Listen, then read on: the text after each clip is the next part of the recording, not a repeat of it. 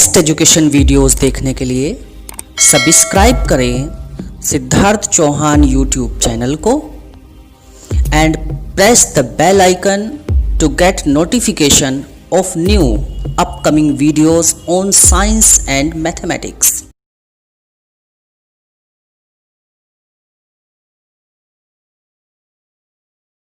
Students, आज हम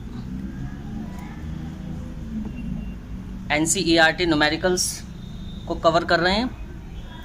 तो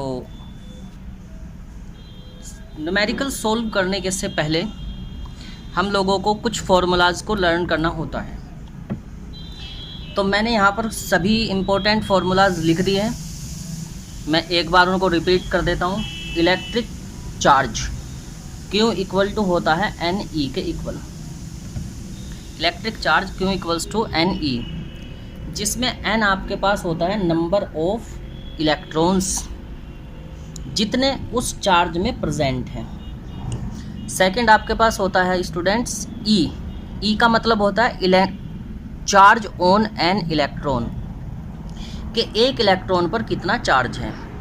तो एक इलेक्ट्रॉन पर चार्ज की वैल्यू होती है 1.6 10 की पावर माइनस के 19 कूलम।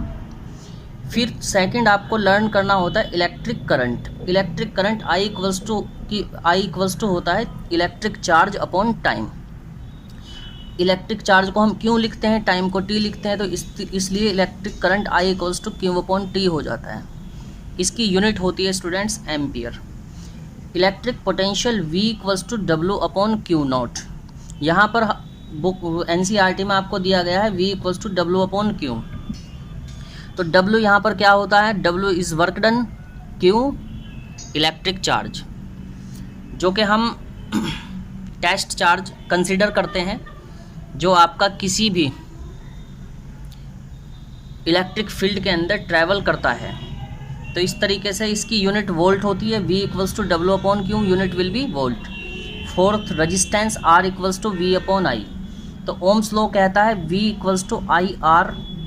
ओम्स लॉ कहता है V इक्वल्स टू IR कि potential difference equals to electric current multiply by resistance. तो इस तरीके से R इक्वल्स टू आपके पास हो जाता है V अपॉन I। तो इसकी यूनिट होती है स्टूडेंट्स ओम, जिसको हम कुछ इस तरीके के साइन से इंडिकेट करते हैं। Resistance R equals to V upon I, ohm V equals to IR या I equals to V upon R by Ohm's law. तीनों फॉर्मूले हो सकते हैं। रजिस्टेंस भी कैलकुलेट कर सकते हैं, पोटेंशियल डिफरेंस भी कैलकुलेट कर सकते हैं, इलेक्ट्रिक करंट भी कैलकुलेट कर सकते हैं अगर आपको रजिस्टेंस कहीं पर दिया है तो। फिफ्थ होता है आपका फॉर्मूला रजिस्टिविटी कैलकुलेट करने के लिए। Resistivity of a conductor rho equals to RA upon L, where R is resistance, A cross sectional area, L length of conductor, heat energy H equals to होती है आपकी VIT, और electric power P equals to VI। Page number 218 पर question first को पहले solve करेंगे हम। Why does the cord of an electric heater not glow while element does. यहाँ पर क्वेश्चन आपसे पूछा जा रहा है Y does the cord of an electric heater. Electric heater की जो कोड होती है, कोड मतलब वो वायर जिससे करंट उसमें पास होता है, वो ग्लो नहीं होता है जबकि एलिमेंट ग्लो होता है। तो आपको पता ही होगा कि इलेक्ट्रिक हीटर होता है। इलेक्ट्रिक हीटर में आप एक स्विच लगाते हैं, स्विच में वायर होती है, वो वायर जो होती है उस वायर को कोड बोला जाता है, जिससे उसमें करंट पास होता है। और अंदर जो एलिमेंट होता है वो एलिमेंट आपका ग्लो होता है, जिससे आपको हीट एनर्जी या हीट का फील आता है। तो यहाँ पर क्वेश्चन को सोल्व करते हुए हम समझाने की आपको कोशिश करेंगे। The heating element of an electric heater is an resistor. जो एलिमेंट होता है हीटर का वो एक रजिस्टर होता है। The amount of heat produce by it is proportional to its resistance. The resistance of an electric heater is very high. As current flow through it become very hot and glow red. On the other hand, the resistance of cord is low. It does not become red when current flow through it. तो देखिए, आपकी जो code होती है, code मतलब वो wire जिससे आपका करंट फ्लो हुआ है। तो उस वायर की जो रजिस्टिविटी होती है स्टूडेंट्स वो लो होती है, जबकि जो एलिमेंट हम यूज़ करते हैं वो एलिमेंट आपका अलॉय का बना हुआ होता है, तो उसकी रजिस्टिविटी ज़्यादा होती है। तो जिसकी रजिस्टिविटी ज़्यादा होती है तो वहाँ पर रजिस्टेंस ज़्यादा क्रिएट होता है, जिससे कि वहाँ पर हीट एनर्जी ज़्यादा प्रोड्यूस होगी। और जहाँ पर रजिस्टेंस जिस मटेरियल की रजिस्टिविटी कम होती है, जिस भी मटेरियल की रजिस्टिविटी कम होती है तो उसका रजिस्टेंस भी कम होता है, उसका रजिस्टेंस भी कम हो जाता है। तो जिसकी वजह से वहाँ पर हीट एनर्जी कम प्रोड्यूस होती है। तो इसलिए हम कह सकते हैं कि जो आपका एलिमेंट है, जो उसमें यूज हुआ है वो एलिमेंट इस तरीक़े का हीटर के अंदर, वो एलिमेंट का जो रजिस्टिविटी थी वो हाई थी। रजिस्टिविटी क्या है इसकी स्टूडेंट्स? हाई। जो यहाँ पर ये कोड है, कोड की रजिस्टिविटी है आपकी लो। तो इसलिए ये कोड कम हीट होगा और आपका एलिमेंट ज़्यादा हीट होने की वजह से वो ग्लो करेगा और ये ग्लो नहीं करेगा। Question number 2, compute the heat generated while transferring 96,000 coulomb of electric charge in 1 hour through a potential difference 50 volt. तो पहले ये देखना होता है कि क्या हमको कैलकुलेट करना है। Electric charge Q equals to 96,000 coulomb, potential difference V equals to 50 volt. Calculate करना है हीट जनरेटेड, मतलब हीट एनर्जी H की वैल्यू कैलकुलेट आपको करनी है। फॉर्मूला आपके पास होता है H equals to VIT, H equals to VIT, लेकिन I equals to Q upon T, I equals to Q upon T। तो अगर हम H इक्वल्स टू VIT रखते हैं और हम I की जगह Q अपॉन 2 पुट करते हैं, putting the I equals to Q upon T in this equation, तो H इक्वल्स टू हमें मिलेगा फिर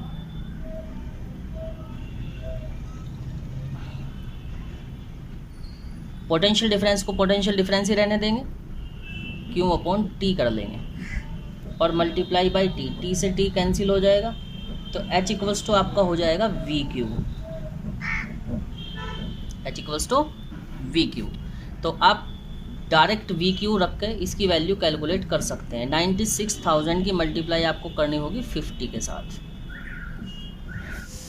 इसको इस तरह भी लिख सकते हैं 4.8 इंटू 10 की पावर 1 2 3 4 5 6,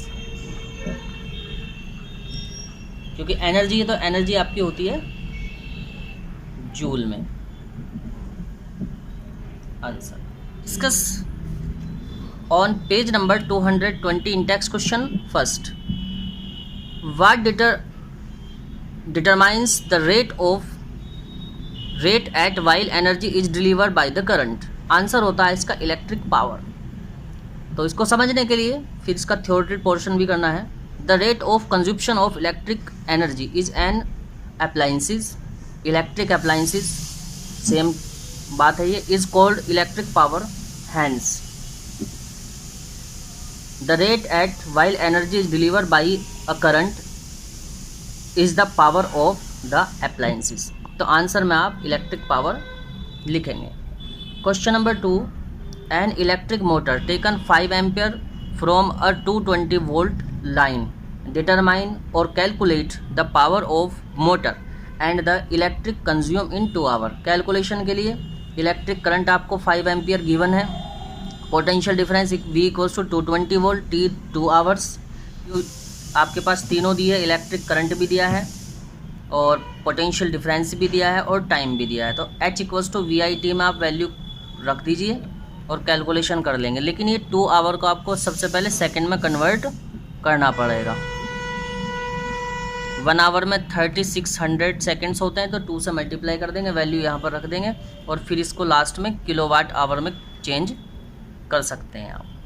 तो आप इस क्वेश्चन को खुद से सोल्व करें और आंसर जो भी आपका आता है उसको कमेंट बॉक्स में लिखें। पेज नंबर 218 पर एक न्यूमेरिकल नंबर 3 दिया है आपको, उसे और सोल्व कर लेते हैं।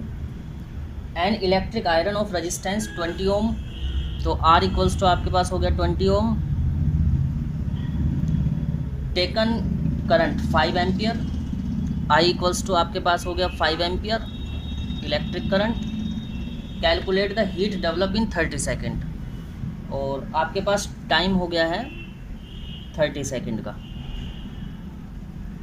हीट एनर्जी को कैलकुलेट करना है, हीट डेवलप एनर्जी कैलकुलेट करनी, तो आपके पास फॉर्मूला होता है H equals to VIT, H equals to VIT।